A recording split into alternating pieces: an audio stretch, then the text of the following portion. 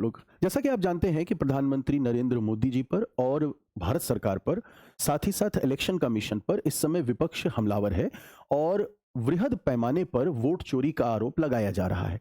तमाम T shirts पहनकर विपक्ष धरने प्रदर्शन भी कर रहा है।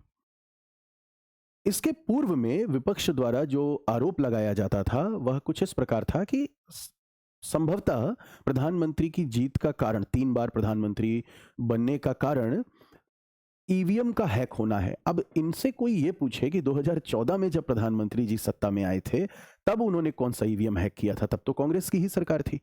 खैर, इस राजनीतिक विवाद में नहीं जाते हैं और यह समझने का प्रयास करते हैं कि आखिर यह वोट चोरी प्रधानमंत्री जी कर कैसे रहे।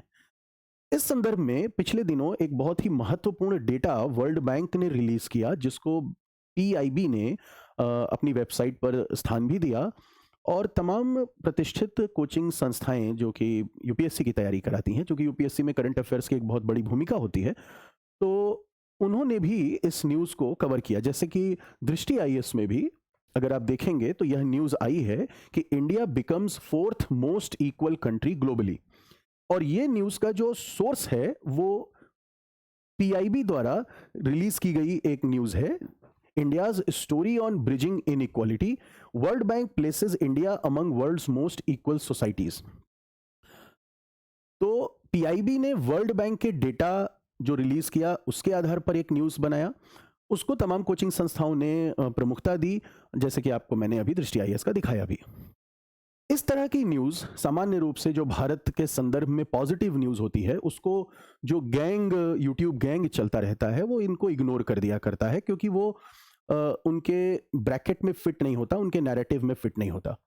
आइए समझने की कोशिश करते हैं कि वोट चोरी एक्चुअल में प्रधानमंत्री जी ने की कैसे। देखिए 1912 में गिनी, इटली के एक समझिए स्टैटिस्टिशियन या इकोनॉमिस्ट हैं, और इन्होंने एक डेटा एनालिसिस का एक टूल बनाया 1912 में, जिसको कहते हैं गिनी कोएफिशिएंट। और आज भी इनइक्वालिटी को मेजर करने का, यानी समाज में अमीर और गरीब के बीच में क्या विभेद है, इसको मेजर करने का यह एक बहुत ही मान्य टूल है। गिनी कोएफिशिएंट इसका नाम है। गिनी कोएफिशिएंट एक 0 से 1 के बीच में एक नंबर होता है, जिसको अगर आप परसेंट टर्म्स में समझने का प्रयास करें तो आप 0 से 100 भी कह सकते हैं। जितना ही गिनी कोएफिशिएंट किसी देश का कम होता है, वह देश या वह सोसाइटी उतनी ही इक्वल होती है। जितना ही यह अधिक होगा उतनी ही इनइक्वालिटी होगी आपके देश में। तो अगर 0 से 1 के बीच में मेजर करेंगे तो पॉइंट्स में आएगा, इसलिए मैं प्रेफर करूंगा कि इसको 100 से मल्टीप्लाई करके परसेंटेज टर्म्स में बात करें। तो वर्ल्ड बैंक ने एक डेटा रिलीज किया कि 2011-12 में भारत का जो गिनी कोएफिशिएंट आ रहा है वो है 28.8। मतलब अगर आप 0 से 1 के बाद इंडेक्स की बात करें तो 0.288। लेकिन 2022-23 में जो गिनी कोएफिशिएंट भारत का आ रहा है वो आ रहा है 25.5। Now the drop in Guinea coefficient, मैं पेन से समझा देता हूं, the drop in Guinea coefficient means that the society in India is moving towards equality. ध्यान रखिएगा, अगर ये वैल्यू 0 आ जाए तो आपका एक यूटोपियन टाइप का समाज होगा, एक आदर्श समाज होगा, यानी सबके पास एकदम इक्वल वेल्थ होगी, जो कि एक बहुत ही आइडियल बात होगी। ठीक है, तो 0 तो कोएफिशिएंट लाना नेक्स्ट टू इम्पॉसिबल ही है, लेकिन हम इस मैट्रिक्स में, यानी इस पैरामीटर पर दुनिया में चौथे नंबर पर हैं एज पर the World Bank data. As पर दी वर्ल्ड बैंक डेटा हमारी रैंक 4th है। तो पहले 3 स्पॉट को छोड़कर हम दुनिया में चौथे नंबर पर इक्वल सोसाइटी बन चुके हैं। मैथमेटिकल डेटा यही कह रहा है और लिखा भी हुआ है, India ranks 4th globally in income equality with a Guinea score of 25.5। साथ ही साथ आपको पहले से पता है कि वर्ल्ड बैंक हो या आईएमएफ हो, इन संस्थाओं ने यह भी बताया है कि भारत सरकार ने पिछले दशक में एक बहुत बड़ी संख्या को गरीबी रेखा से, यानी एक्सट्रीम लेवल की जो पॉवर्टी है, वहां से बाहर भी निकाला है। तो ये डेटा जो आ रहा है वर्ल्ड बैंक की तरफ से, वो कहता है कि 171 million Indians moved out of extreme poverty between 2011 to 2023। तो 171 million peoples have been uplifted. ठीक है, और साथ ही साथ गिनी स्कोर भी कम हो रहा है। अच्छा, एक और बात आप जानते हैं कि हमारी जो ग्लोबल लेवल पर जो जीडीपी के आधार पर जो रैंक बन रही है वो भी फोर्थ है। तो ना सिर्फ हमारा देश आगे बढ़ रहा है, यानी नेशनल जो इनकम है वो आगे बढ़ रही है, फोर्थ रैंक पर हम आ चुके हैं, साथ ही साथ इनकम के बीच में जो गैप है जिसको गिनी कोएफिशिएंट मेजर करता है वह भी कम हो रहा है। अच्छा, गिनी कोएफिशिएंट को समझने के लिए एक लॉरेंज कर्व बनाया जाता है। ये अगर आप यहां भी देखेंगे तो दृष्टि की वेबसाइट पर भी है ये लॉरेंज कर्व, और ये यहीं से लिया गया है, पीआईबी जो ऑफिशियल वेबसाइट होती है। ये जो गिनी कोएफिशिएंट मेजर करने का जो तरीका है वो लॉरेंज कर्व है। और लॉरेंज कर्व क्या मेजर करता है?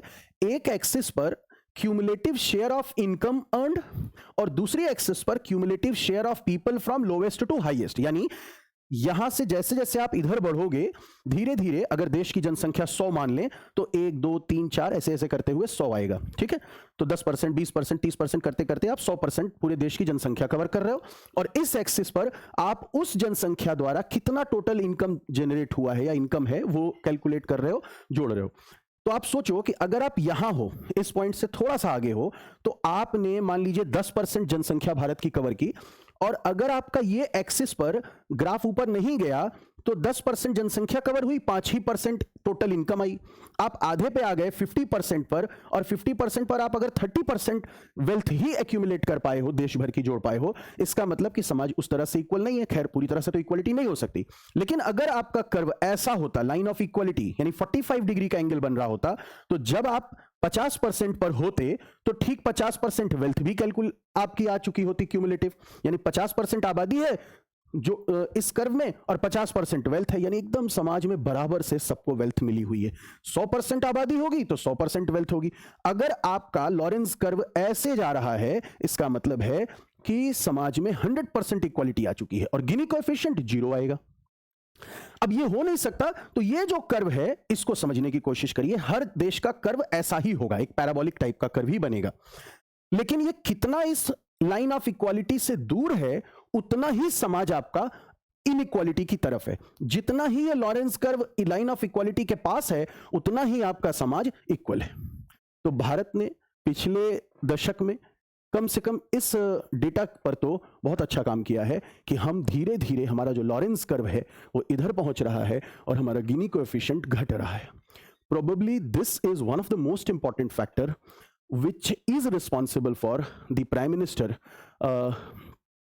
taking the post of prime minister for 3 consecutive times।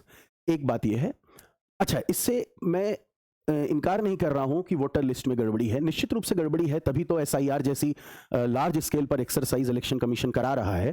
बहुत से फेक वोटर्स होंगे, बहुत से बाहर से आकर यहां वोटर आईडी कार्ड बनवा चुके होंगे लोग, आधार कार्ड बनवा चुके होंगे, किसी की मृत्यु हो गई होगी, उसका नाम नहीं कटा होगा, कोई यूपी से ट्रांसफर होकर मुंबई चला गया होगा, जॉब बदल के गुड़गांव चला गया होगा, तो जगह जगह पर वोटर आईडी बने रहते हैं। तो ऐसे में उनको रेक्टिफिकेशन करना ये बिल्कुल जरूरी है, और यह एक्सरसाइज इलेक्शन कमीशन ने बिहार में की भी है। आगे हो सकता है बंगाल में हो और भी राज्यों में हो, लेकिन इस पर यह कह देना कि इलेक्शन कमीशन ने भारत सरकार को हेल्प की है और वोट चोरी किया है, ये भारत के न सिर्फ इलेक्शन कमीशन पर गलत आरोप है बल्कि भारत के लोकतंत्र को भी कमजोर करने वाली बात है। मैं यही आग्रह करूंगा कि इस तरह का भ्रम ना फैलाएं। दुनिया में सबसे बड़ा लोकतंत्र है और आज भी भारत से अधिक पारदर्शी तरीके से, क्योंकि इस इलेक्शन को कराने वाली जो पूरी मशीनरी है वो सरकारी अधिकारियों की मशीनरी होती है। एक दो अधिकारी आपको करप्ट हो सकता है, पर एक ही बूथ पर आप जाएंगे इलेक्शन, वहां कितने रूम्स में आपको वोट डालने के कमरे बने होते हैं, कहां तक आप नीचे से लेकर ऊपर तक इस तरह की चीज करेंगे। तो इस तरह की चीजों से केवल भ्रम होता है। कुछ इसी तरह की बात बांग्लादेश में की जा रही थी, इवन इमरान खान के साथ इसी तरह की चीजों को करके उनको वहां से पाकिस्तान में सत्ता से हटाया गया। शेख हसीना जी के साथ क्या हुआ, भारत में यह संभव नहीं है। भारत से अधिक, मतलब यहाँ का Supreme Court, election commission, there are some of the institutions जिस पर कम हम इस तरह के हमलावर, मतलब ठीक है कमियां तो आपको सुधारनी चाहिए, पर आउटराइटली रिजेक्ट कर देना, भारत के लोकतंत्र को रिजेक्ट कर देना, भारत की जनता की भावना को रिजेक्ट कर देना किसी भी रूप में अच्छा नहीं होगा। Thank you so much.